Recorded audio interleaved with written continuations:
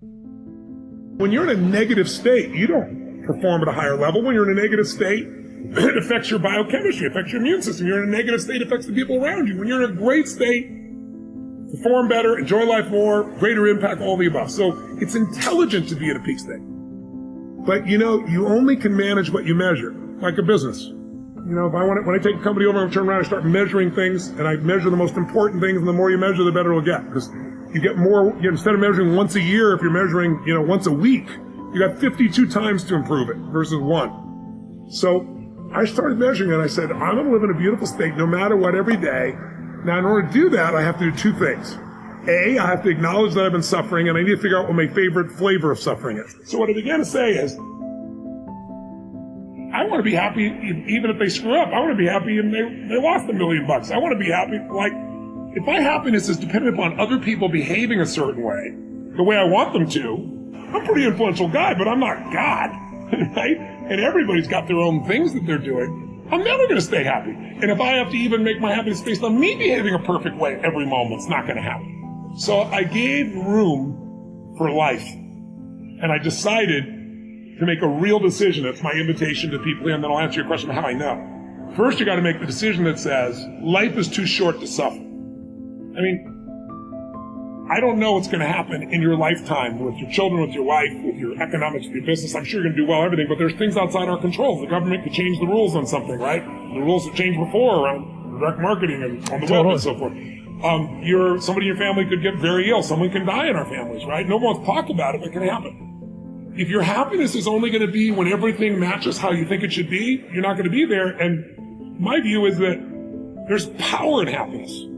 We downplay it in this culture.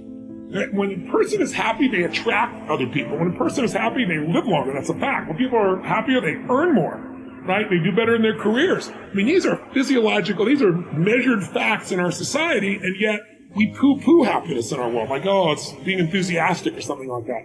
No, it's being inspired, in spirit, feeling alive.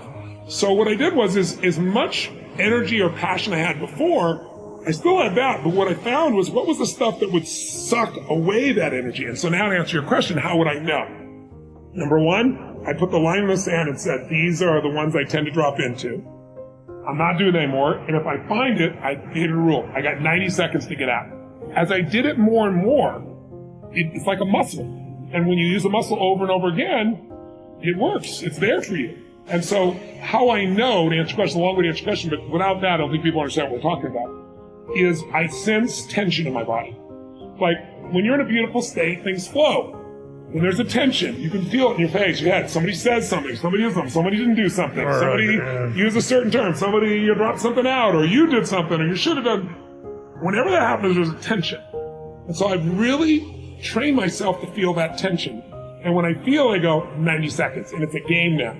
90 seconds. And since I value that happiness so much, not like a deluded person, I'm so happy. I value being in a beautiful state because it may not be happy. It may be driven. It may be courageous. It may be feeling bold. It may be love. It may be compassion for someone else or even myself. Right? I always have compassion for other people. I didn't have it for myself. Right. And so what I began to do is realize, holy cow, this is something that could change everything. And so that 90-second rule, I feel the tension. And then here's what I do. I know that it's triggered by one of three language patterns as a trigger, as an example. Lost, less, never. If you perceive that someone you're counting on, they failed to do something, or they failed to say something, or you failed to do something, or say something that you should have, then what happens is that tension starts to show up because your brain goes, I lost that opportunity. I lost this moment. I lost that respect. I lost this love. I lost the money. I lost whatever you thought you lost. And loss is always an illusion. It's like the next opportunity is 2 minutes around the corner. It's not that complex. If we look for it, if we find it, if we don't live in the illusion of loss. Or less is the next one. If you think because he or she did something or didn't do it, you have less of something you value, less love, less joy, less excitement, less time, less energy, less economics, less respect, you're going to suffer inside. Some people suffer by being angry. Some people suffer by feeling sad. Everyone has different flavors, right? But you're going to suffer. And the worst one is never. If you think because she or he did this, or Donald Trump did something or didn't do it, or Mary Sue or you self didn't do it. And now you'll never have that love, you'll never have that respect, you'll never have that joy, you'll never have that economics. Once you believe that stuff, then the suffering stays. So the way out of lost, less, never is always appreciation or gratitude or love. As I've grown older, I've learned to appreciate living in the moment, and I ask that you do too. I'm asking this graduating class, those of you here, I've asked all of my viewers in America and across the world to do this one thing. Keep a grateful journal. Every night, list 5 things that happened this day, in days to come, that you are grateful for. What it will begin to do is to change your perspective of your day and your life. I believe that if you can learn to focus on what you have, you will always see that the universe is abundant and you will have more. If you concentrate and focus in your life on what you don't have, you will never have enough. Be grateful. Keep a journal. Being happy is not difficult, but unfortunately most people don't manage it because they think it's going to happen to them. When you're 5 years of age, you're quite happy, isn't it? Yes or no? I want you to go home and see one of your pictures when you're 5, it was like this. Now it's becoming obvious. When you're 5 years of age, if you're so happy, by the time you're 30, you should have been ecstatic, if you had grown, I mean. But by the time they're 30, most people mess themselves up in so many different ways. This is not because there is some difficulty with life or happiness, it is just that, as I told you, they gave you a sharp knife. You don't have a steady enough hand. If you had a steady hand, the sharp knife would be a wonderful instrument. If you don't have a steady hand, you keep cutting yourself, and now being happy when a knife is constantly cutting into you is very difficult, for sure. Yes? How many times has it happened to you in the last 25 years that it so happened somebody put a knife into you? Not happened for most of you. If it happened to 1 or 2 people, I'm sorry. Nobody even put a pin into you, isn't it? Yes or no?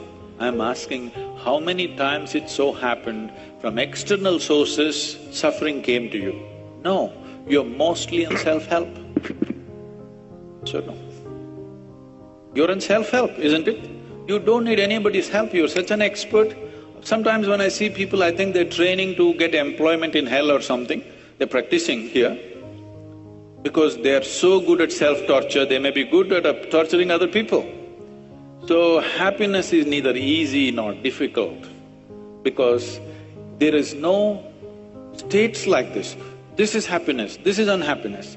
You are slipping between this and that any moment, isn't it? Yes or no? It's not like there is a capsule of happiness and a capsule of unhappiness and they're separate. No, it is all intermingling, one moment like this, one moment like… in the same situation. One moment joyful, one moment miserable, another moment some other way. Is it not happening? So these are not anything, this is just this.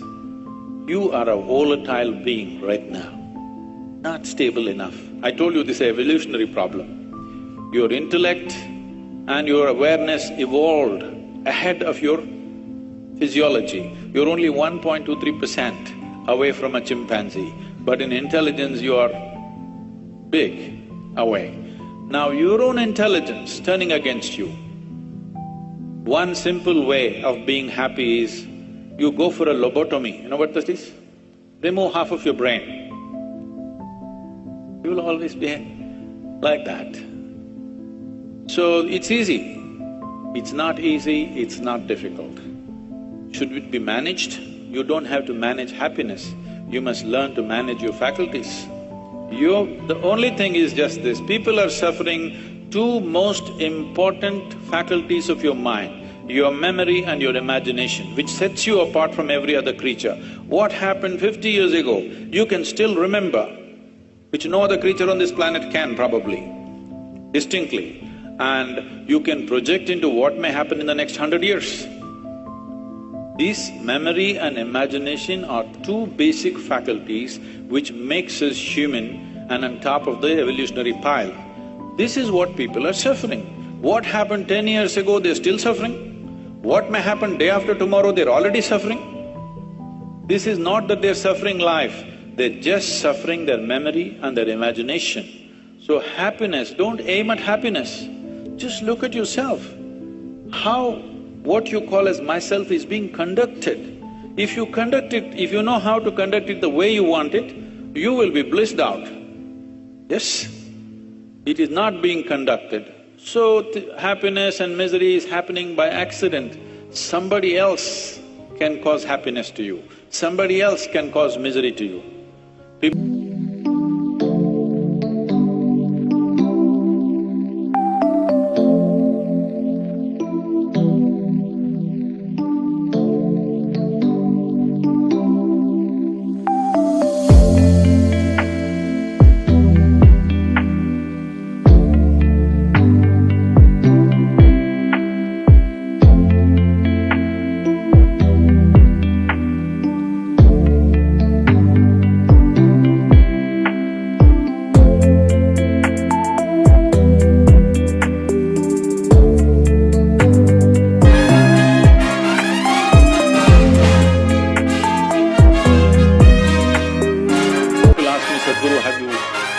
Been with you for 25 years, we've never seen you angry. Do you ever get angry? You want it? Do I look like somebody who's incapable of something like that? If you want, I'll give you. It's just that I have not given this privilege to anybody, that somebody can make me angry, somebody can make me unhappy, somebody can make me happy. No, I kept these things to myself.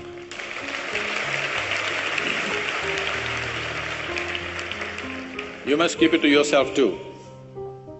It must be… the best hands are you, isn't it? Yes? Your joy and misery must be in your hands, isn't it? If you choose to be miserable, be… I'm not against it.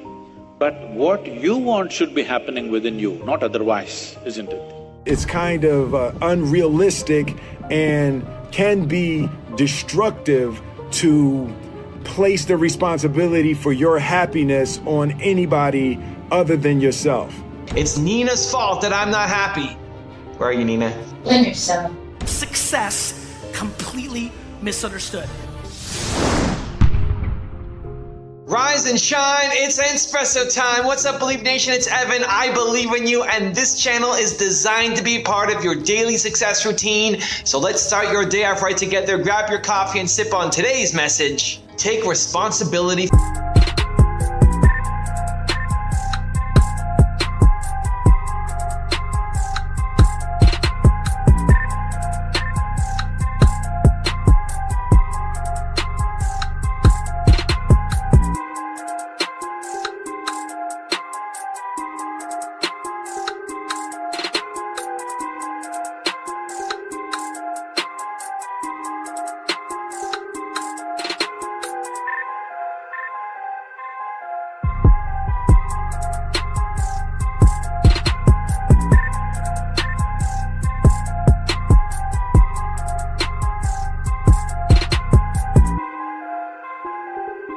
For your happiness.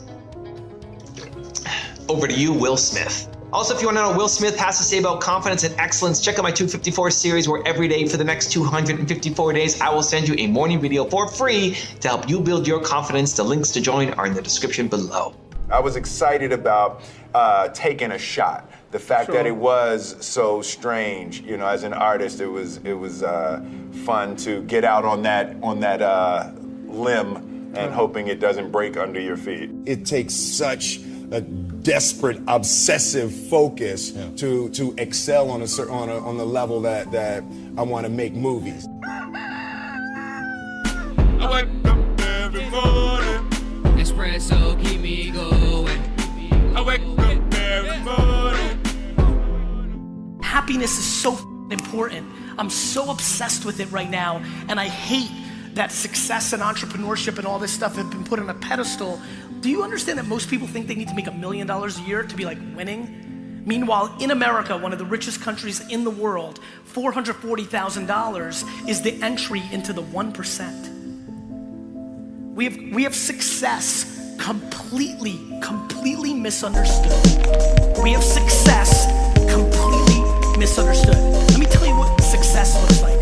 When you wake up in the morning and you're happy. Well, he does a lot of my back office stuff for me, and I'm always waiting.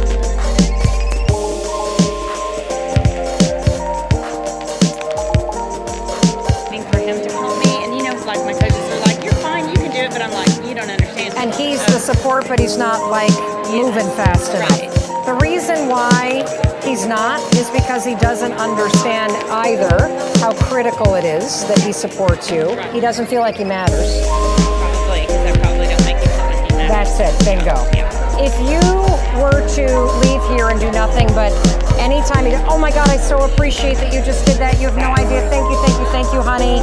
If you were to bring him more into the business, not as in selling, Right. but cheering for him, Right. and making sure he understands that every stride you make is only because of what he's doing back at home. Right.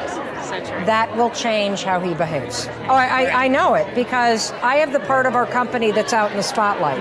My husband runs the books, runs legal, runs operations, Right. runs HR, and is also the point parent while I travel. Right. And so it'd be very easy to feel unappreciated Right. because his role is not visible.